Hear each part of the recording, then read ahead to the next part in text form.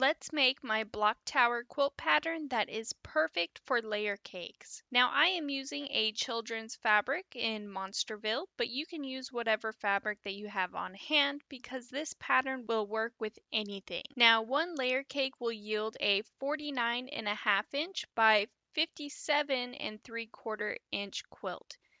Now, if you would like to make a baby size quilt, you can then use 20 10-inch squares for a 33" by 51 1/4" quilt as well. But anyways, let's go ahead and get started. With each layer cake 10-inch square, you are going to cut two 3 1/4" by 8 3/4" rectangles and three 3 1/4" squares. Then once everything is cut, you will rotate your square prints around to mix everything up while keeping your rectangles in the same print. Then we will sew everything all back together again. And first you will sew all of your squares together to form a row, followed by sewing all of your side rectangles to your square unit.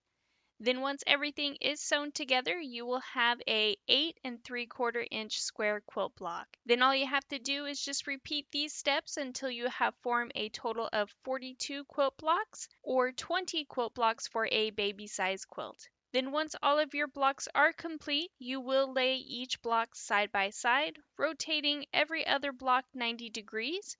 Now one layer cake will be in a 6x7 block layout, and the baby quilt will be in a 4x5 block layout. Then as always, you'll just sew your blocks together to form rows, and then lastly, sew your rows together to complete your quilt top. And here is what my quilt looks like all completed. Now for the backing, I am using a coordinated print from the collection, and for the thread choice, I am using Cantaloupe, which is one of my favorite colors from Glide Threads.